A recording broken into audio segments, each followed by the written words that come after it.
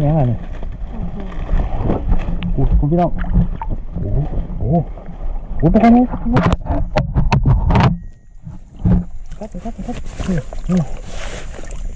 เห็นไหมสวัสดีครับพี่น้องครับวันนี้พบกับบ่าวยงกับล่างซ้อนคือเก่านะครับช่วงบ่ายเย็นๆดีเลยทั้งไตเลยนะครับเดี๋ยววันนี้จะพาไปใส่เบ็ดปลาเข็งครับในลำห้วยนะครับคือเก่าเพิ่มแบบเดียวกับปีใหม่แหละเนาะครับเนาะตุลาแล้วครับบรรยากาศยามเย็นผีพายครับคุณลันครับ เดี๋ยวโบยกกับไซนะครับเอากับสีเดิมไซกันไกลๆนี่แหละครับไปเลย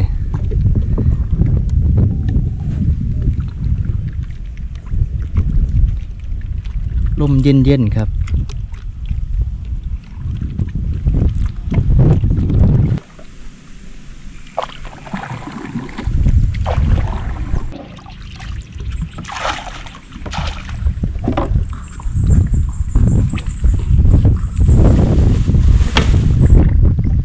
วิวดีเนี่ยว่าครับมันนี่หลังบรรยากาศเย็นๆสูงน้ำนะครับเปลี่ยนบรรยากาศบางเนาะครับเนาะถ้ามาใส่เบ็ดคือเก่านะครับทุกที่นะครับเห็ดเพาะกับมาน้ำเงินครับเห็ดเพาะไปใส่กับไปกัน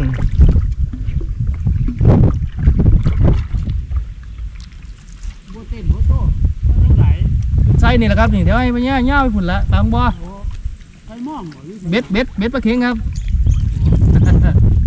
โอ้ยนึกว่าได้บัวใดแม่นครับ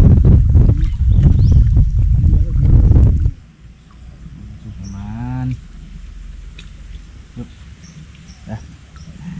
สั่นในแกมมาเรื่อยๆสั่นละครับปลาเข็งหน่อยครับ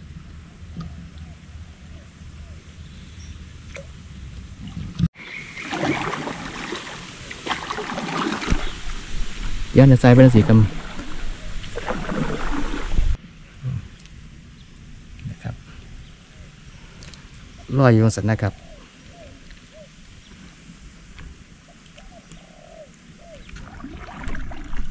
เนื้อปลาเข็งครับใส่เนื้อปลาเข็งหน่อยครับ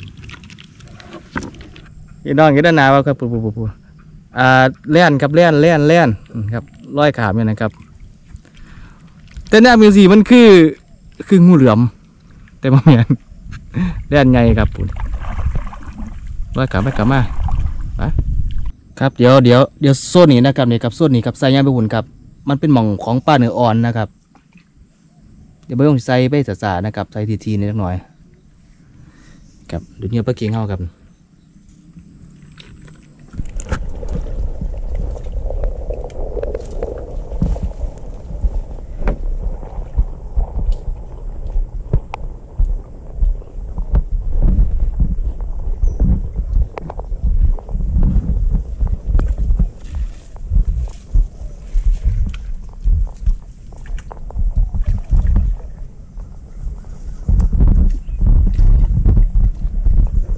สั้นครับตัวนี้ใส่ทีเลยครับ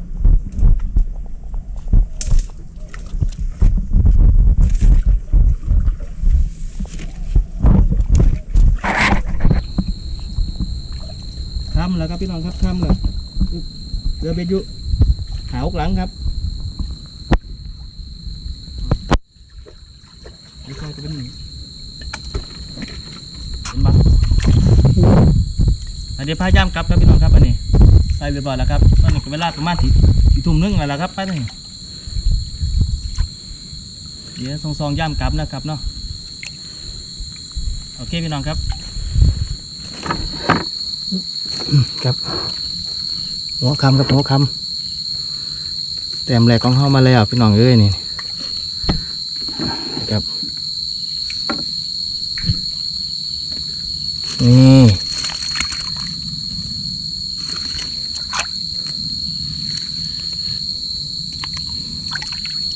เห็นป่ะครับปลานางครับปลานาง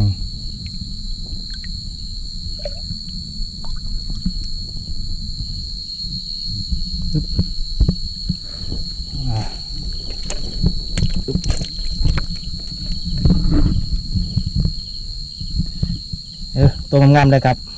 เกาะไต่นะครับเดี๋ยวปลดกันเลยครับ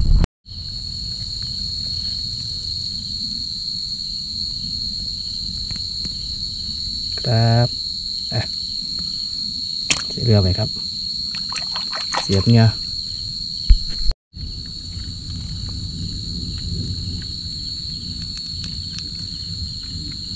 โอ้แม่ง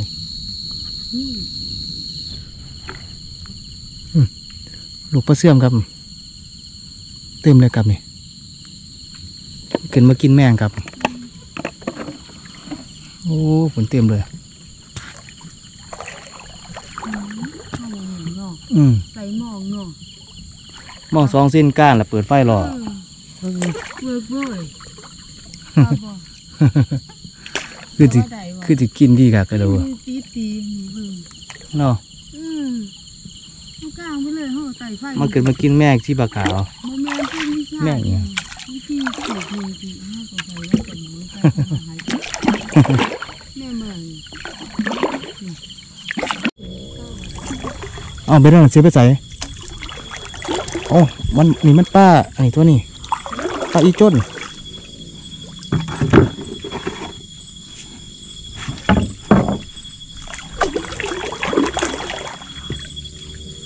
ครับปลาคอยตัวแนวอีกตัวนึงโอ้ปุ๊บขึ้นก่อนเดี๋ยวจะลด2 แต้มนะครับนี่ครับปลาคอยอีกตัวนอครับ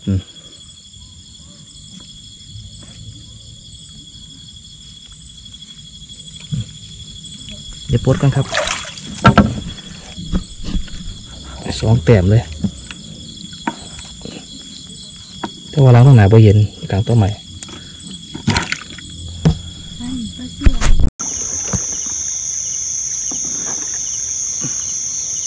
มายามเบ็ดครับพี่น้องครับตอนนี้ก็3 ทุ่มกว่าแล้วครับ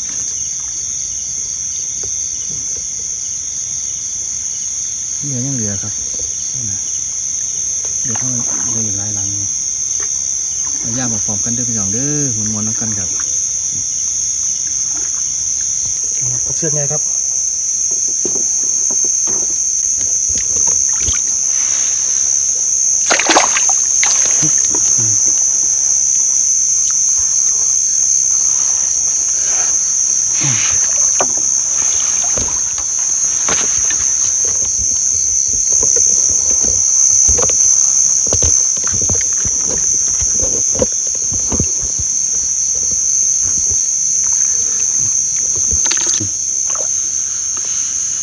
หมดคัดครับตัวที่3ของเขาขึ้นนี่ครับปลาเชื่อมไงครับ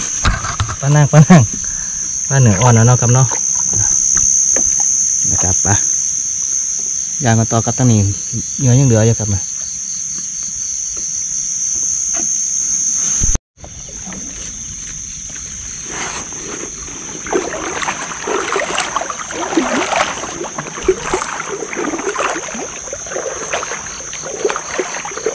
ถือด้านหน้าปรากฏเลยตรงนี้ตัดทางเดียวกันครับผมถือแล้วครับโอ้โหเงียบครับเดี๋ยวเบื้องหลังถือป้าก่อนนะครับเนาะโอ้ปลาเชื่อมเหมือนกันเลยปลานั่งครับกดไงปรากฏไงจ้ะนี่ปรากฏไงครับปรากฏไงครับเอาสวิงสวนนะครับของการรุดป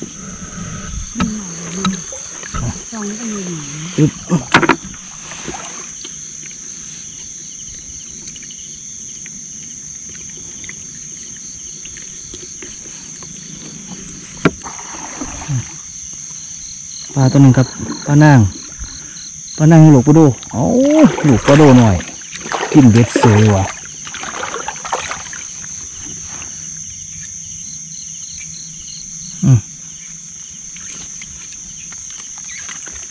ลูกปลาโดหน่อยครับกินนี่ครับ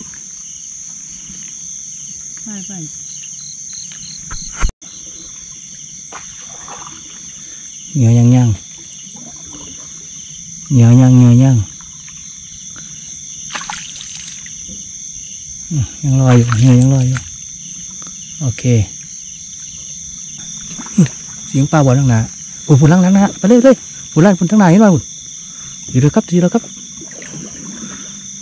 ก็มาปุ่นลังนี่ป้าบ่อนถือป้าอย่างเงี้ยเดี๋ยวป้า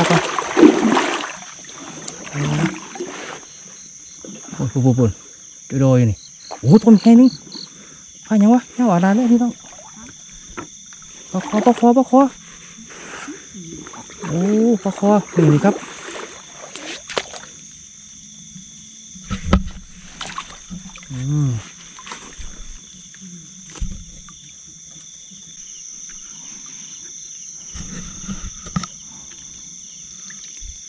เกือบแม่นหลุดติดนิ่มปลานิดหนึ่งเลย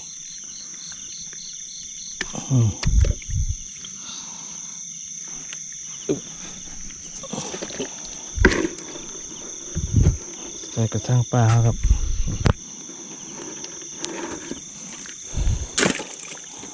เสียบเงี้ยก่อน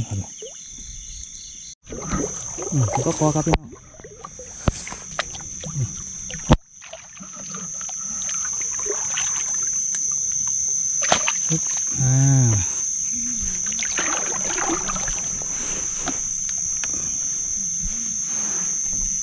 ช่วงสิปลาคอ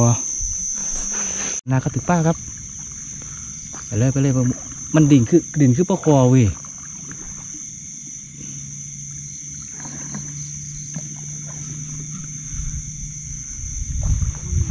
นี่ล้างแดดแล้วต้องหนาถือตากันครับเต่งคือปลาคอกระคากว่ะปลาคออีกแล้วอุ้ยกอหลูกกระต้านิดเดียวกระดุดโอ้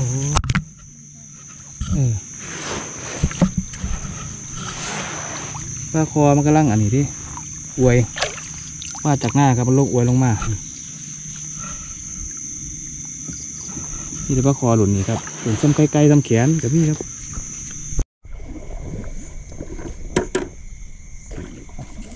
ปลาคอนี่ปลาคอได้หมู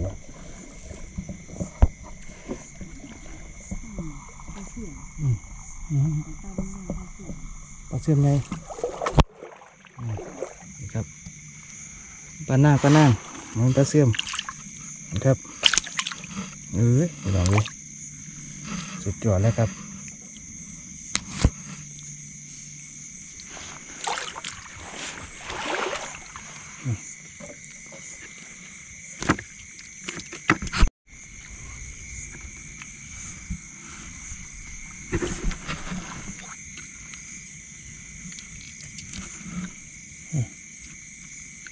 ไว้ก่อนครับ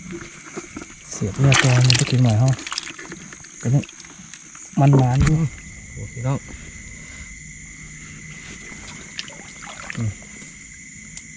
ง่ายๆเลย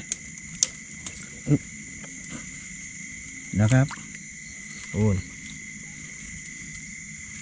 อันนี้ปลากระสงครับครับ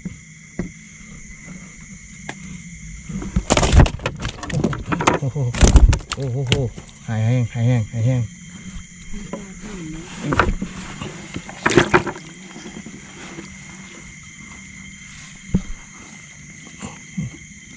ใส่ขอปากครับนี่เวลาสวบเนี่ยครับสวบขอปาก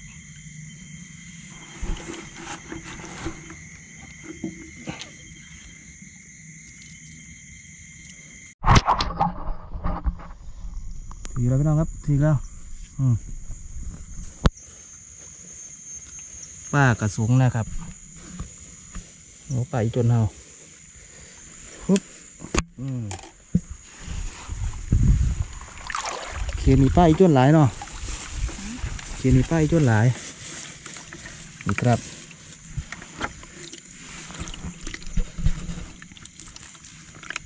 นี่มันมวนเนาะพี่น้องเนาะวันนี้เนาะโอ้ยแกนมากระซอยก็ไหลก็แช่เบายุ่งเลยเด้อพี่น้องเด้อครับเป็นหลันครับนี่หาอยู่หากินแบบอีสานพื้นบ้านเฮา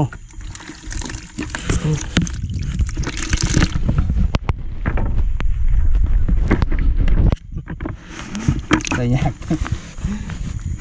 มันต้องมา3 คนบ่ดี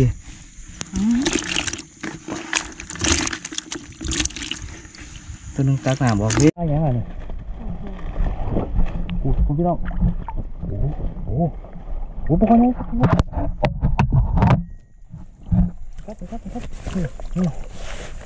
เห็นน้องโอ้ยกับปลาเรือนี่แต่โอ้ยพี่น้องเลยแค่แมนเนาะว่าก็ได้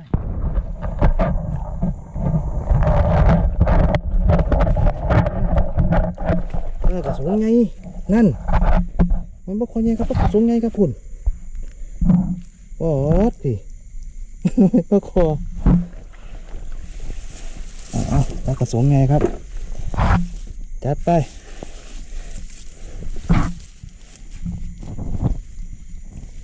นี่ครับตัวงามแม่คุณสุดยอดแต่มากับปุ่นป้าครับโอ้ได้เกือบ2 โลอยู่แล้วครับนี่ตัวงามครับปุ่นโดยเฉพาะป้ากระสงนะครับไม่ว่าป้าอีจนนะครับนี่ตัวงามครับปลาคอปลาเสื่อมปลานางปลากดครับมาย่ามกลับเลยครับพี่น้องบัดนี้โอ้มวนน้ำกันครับภาคสนามบรรลักที่หากล่องที่เลือดนะครับ อันนี้คนข้างที่พายลำบากในจังน้อยต้องถือกล่องนะครับเวลาปลดปลาปลดหยังนะครับมันสีแต่ปากสันก็ขอตรวจขอไปไว้ด้วยพี่น้องเด้อนี่แหละครับวิธีสันบนบานเนาะครับใส่เบ็ดเงี้ยปลาเข็งขึ้นนี่ย่ามกลับครับอันนี้ถือแล้วครับนี่ครับ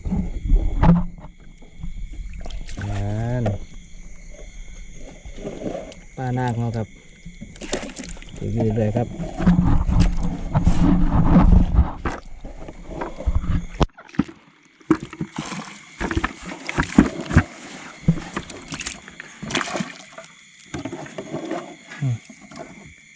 กินปลาเลยครับกินกับปลาได้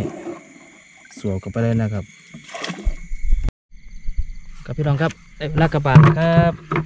อย่างนี้ครับพี่ปลาเฮาหลายเติบครับพุ่นโอ้มีตัวงามครับ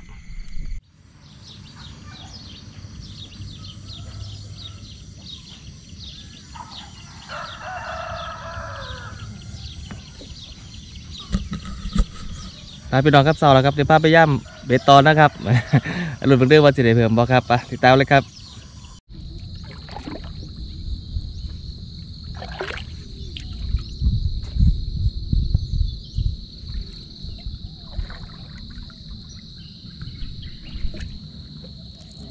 พ่อใหญ่เตียงกับพ่อใหญ่แต๋วกับดันนาครับมาย่ำตรงเต้นนะครับครับได้แน่อยู่ครับเมื่อคืนปลาร่วมครับหมอปรากฏในตัวเดียวปรากฏในบ่มีเลยแม่บ่กินเลยได้ปลานางครับพวกปลานางปลาอีจนนะครับ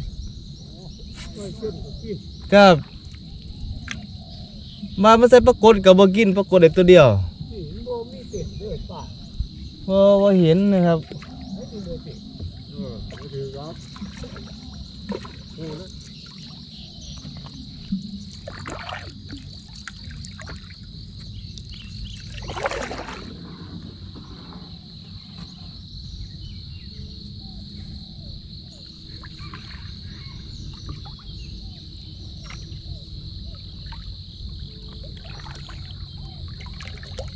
เสื่อม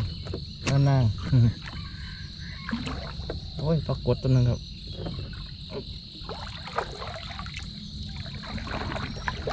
ปรากฏครับ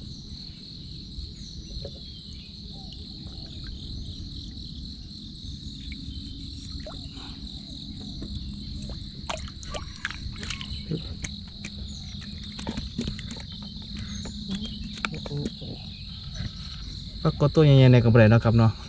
นี่จะลูกปรากฏครับตัวปลาใหญ่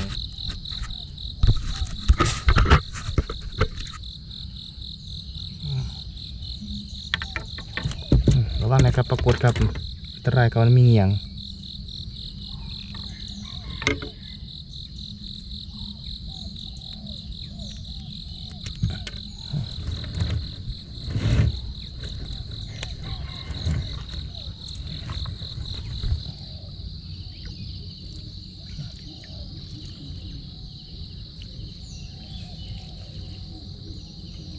เนี่ยปลาเก๋งยังครับข้างหลังเท่ากับว่าต้องคือว่าบ่ต้องกู้นะครับใส่ไปได้เรื่อยหาได้เงี้ยมาเสียบ่นะครับ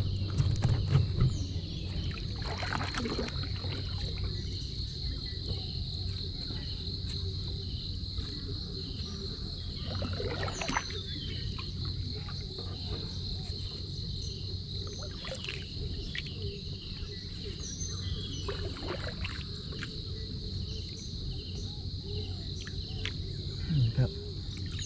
เข้ากับแนมเบิ่งเอาครับบ่ต้องไว้เขาไปไกลบ่ได้ก็ได้ครับหลังใดถือป้ามันก็จะดินแห้งๆนะครับบางทีก็จม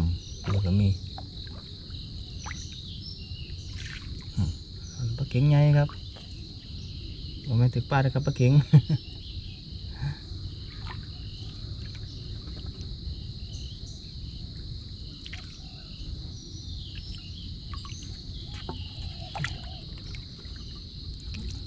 ข้างหลังก็เงียบมืดเอาไว้เดี๋ยวไปหาปลามาเสียบครับต้องเว้นนี่ป้าก็กินคือกันนะครับต้องเว้นเสียงยังกกักอยู่นี่ตั้ง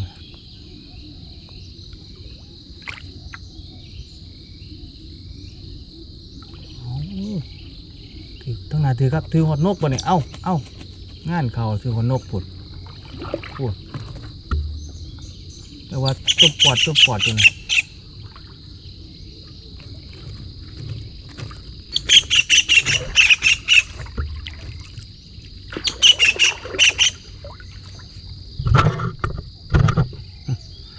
ปลาหลังนี่ครับปลาบูใหญ่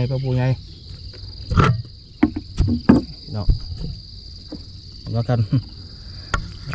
ปลาบูใหญ่ปุ๊บโอ้โห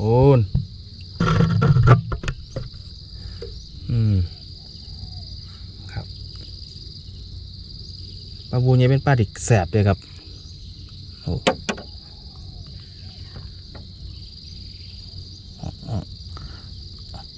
โอ้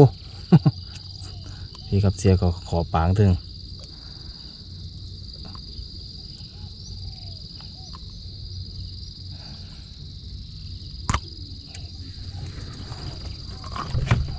ปลาบูใหญ่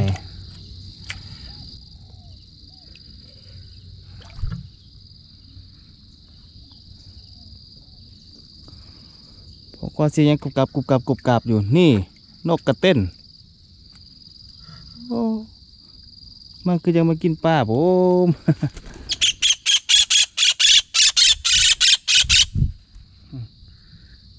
อันนี้เบิกสิ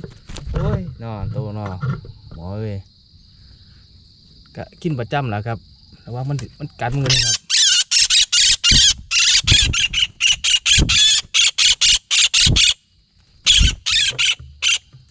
บ่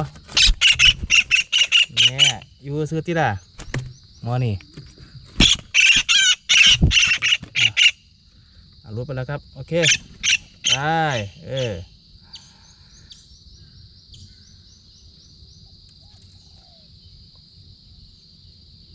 เอากระปล่อยเขาไปครับเพราะว่าผมพอกินอยู่แหละครับนกมันนี่ถือต้นใดกับปล่อยไปตลอดครับแค่แนวโยมันดีแต่รุดเร็วแน่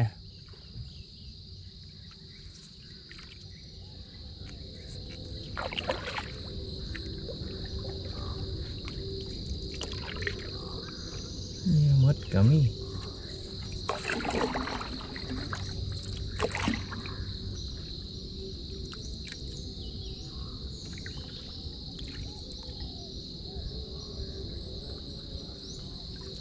อ้าวเบ็ดเสียหลังนึงอีกแล้วโอ้นี่ครับ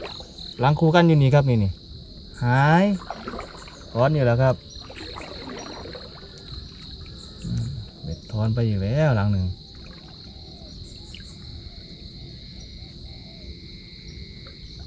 โมเห็นแล้วครับถอนไปแล้วครับเสียเลย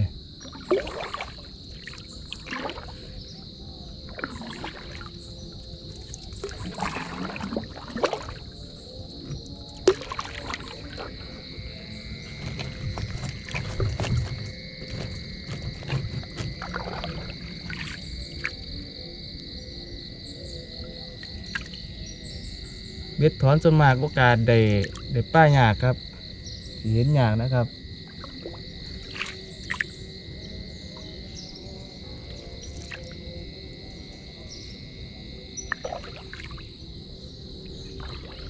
เบื้องหลังหนาก่อนเห็นบ่เบ็ดเนาะ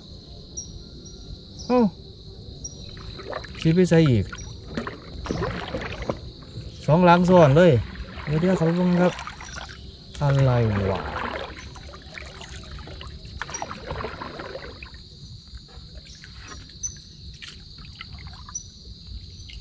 เสียบเนี่ยว่าเก่งใหญ่ไว้นะครับช่วงถ่ายโอ้พอดีเห็นอะไรแล้วครับเห็นอะไรเห็นหลังเลยเห็นแล้วหลังเป็นแล้วที่ไหนที่ไหนเบ็ดอยู่ทางไหนพี่ครับเบ็ดครับอยู่รู้ว่าจะอยู่บนเราครับเนี่ยโอ้คุณเดี๋ยวคุณเดี๋ยวป้าคุณเดี๋ยวครับโอ้ยืนได้คุมของอยู่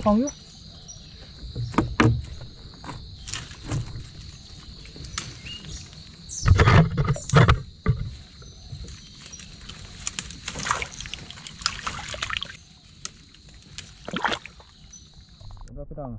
พอครับน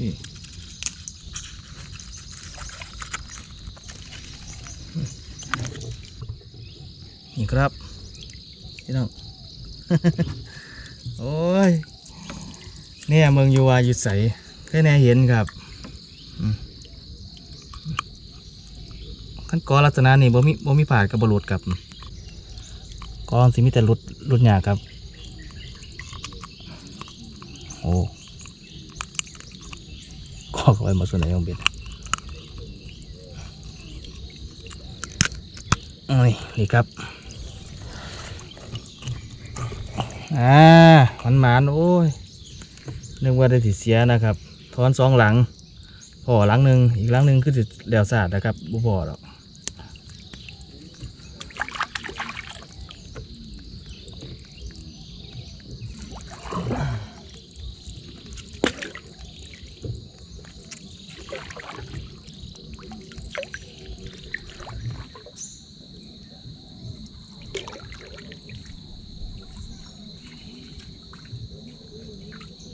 ดินต้นละ2 ที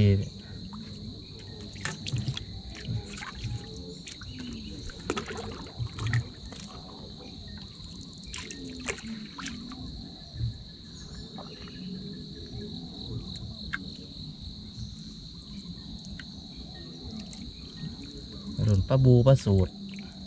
ต้องเอาเว้นครับ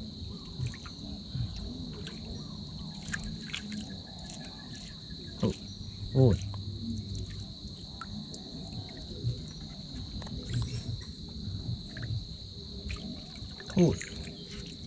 ถี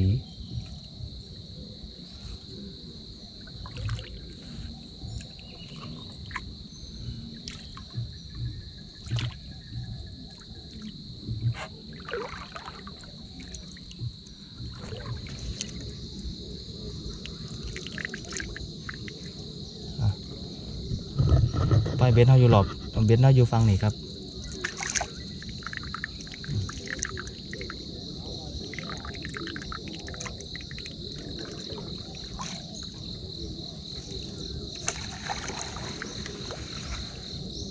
นี่จัดคอเบ็ดรถกับเบ็ดเลือดตะคอก็มีข้างหลัง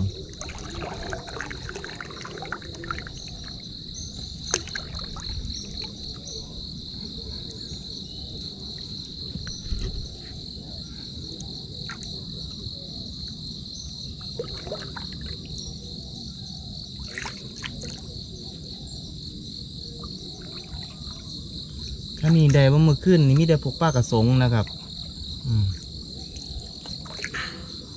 ป้ากระสงหรือว่าป้าอีจนบันมะยงนะครับป้าอีจน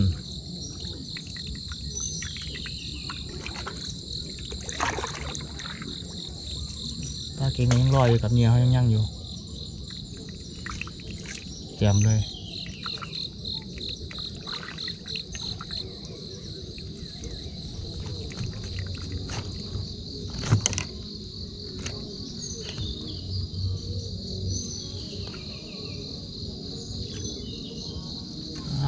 ร้านทางในเสียอีกแล้วโอ้จมน้ำอยู่กับจมน้ำอยู่มาเสียไปน้องคุณโป่งเลยจะบอกว่าเป็นป้าหยังโป่งอ่างล่างเลย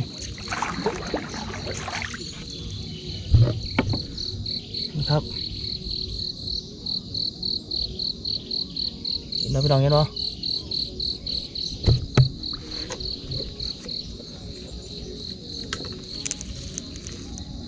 นี่ครับเบียร์เท่าอยู่บอเดอร์โอ้จมมิดเลยโอ้ยบอยู่ซ้ำต่อครับรุดซ้ำโอ้ยโค้งก็มาเกี่ยวเอาใหม่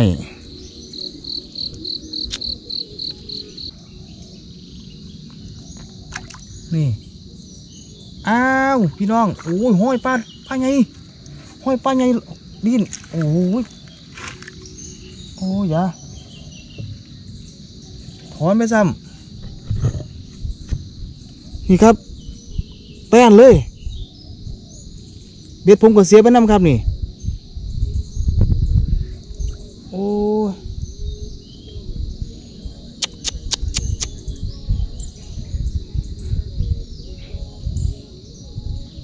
เดี๋ยวลองหามึงครับที่พ่อวะโอ้เห็นสันดอกครับ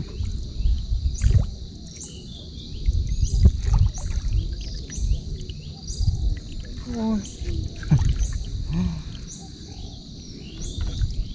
วันนี้เสียเบ็ดถอนจากหลังครับ3 หลังเนาะเบ็ดถอน3 หลังเดี๋ยวมาหลังเดียวครับนี่เสียไปอีกแล้วเยอะอันนี้เป็นแง่หมด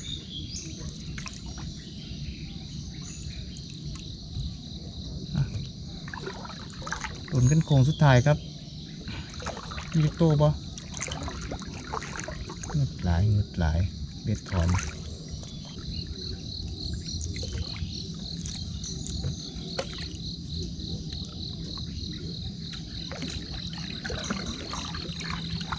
หมดแล้ว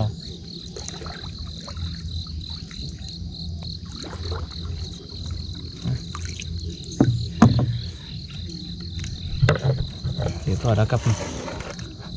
ปลาเห่าสำหรับมือนี้ครับพี่น้องโอ้นักครับมีตัวงามกับปันมันครับก็เป็นมากครับก็เป็นมากก็อย่าลืมซอยก็ไลค์ก็แชร์เบายังน้ำแน่ด้วยพี่น้องเด้อเพื่อเป็นกำลังใจในการถ่ายทำคลิปหาอยู่หากินแบบอีสานพื้นบ้านเฮาให้ได้เบิ่งอยู่เรื่อยๆนะครับเดี๋ยวพอกันใหม่ในคลิปต่อไปเด้อพี่น้องเด้อสวัสดีครับล้างโซนครับมันรับสาวบรรยากาศดีๆนะครับเบ็ดถอนแน่นะครับเดี๋ยวต้องไปปรับกลยุทธ์มาใหม่ครับคือเฮ็ดเบ็ดให้ยาวขึ้นกว่าเก่าครับเพื่อสิได้เสียบแน่นๆเนาะพี่น้องเนาะย่ามกลับครับอันนี้ไรสวบ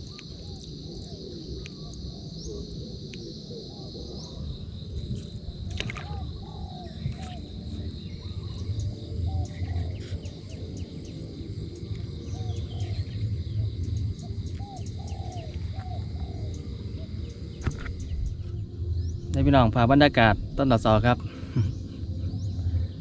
งามมาพี่น้องเนาะนี่แหละครับแสงทอง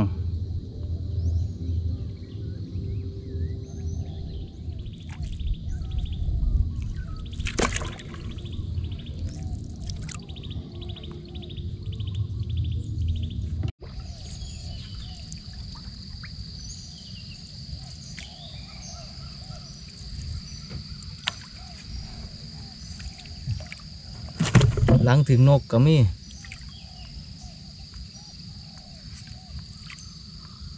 ข้างในบนมีป้ายครับเอาแล้วละมองหัวป้ายยังลอยตรงเล็งอยู่บนกาบโอ้ยปลาเข็งใหญ่ในหัวได้ถือปลามันปลาเข็งไปโอ้ยบอกไม่ปลาเข็งมันต้องปลาอย่างจักรยานอยู่แล้วประสูตรบ่ อย่างปลาสูตรยุ่นนั่นปลาสูตรนี่ครับปลาสูตรให้ทองปังลางเลยนะปลาสูตรนะครับก็ปากนิดนึงครับนี่แหละปลาสูตรหลอบเสาเขานะครับที่เด็ดเอาปลาโมนี่มักกินช่วงกับเสาแล้วก็ต้องเว้นนะครับได้เพิ่มอีก1 แต้ม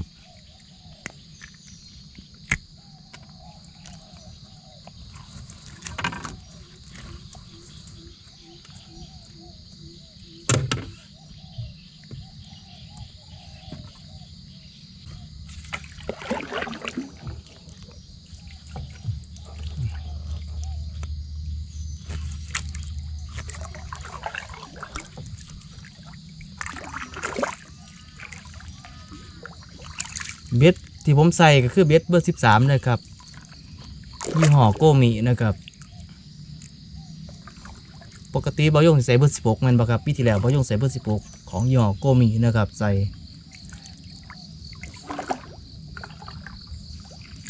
ก็เลยเปลี่ยนมาใส่เบอร์13มึงนะครับเบ็ดค่อนข้างสีแข็งครับ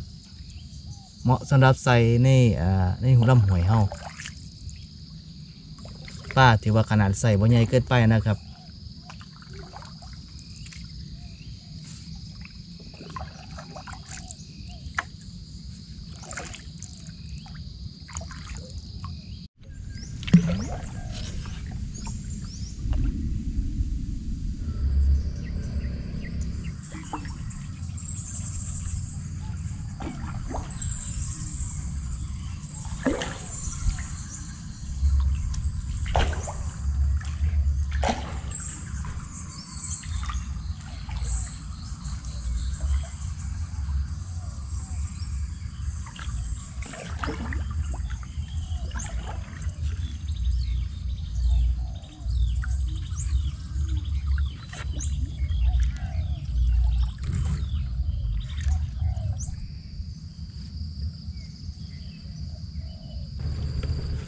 จืดหอดแล้วครับ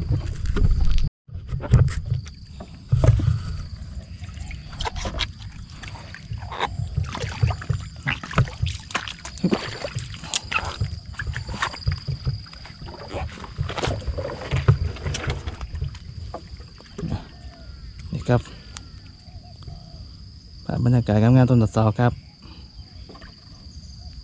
ไป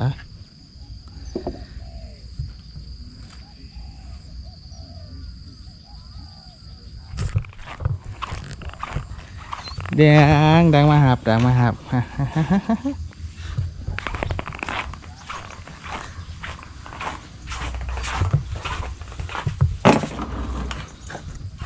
ผู้เดียว ผู้เดียว บ่พอ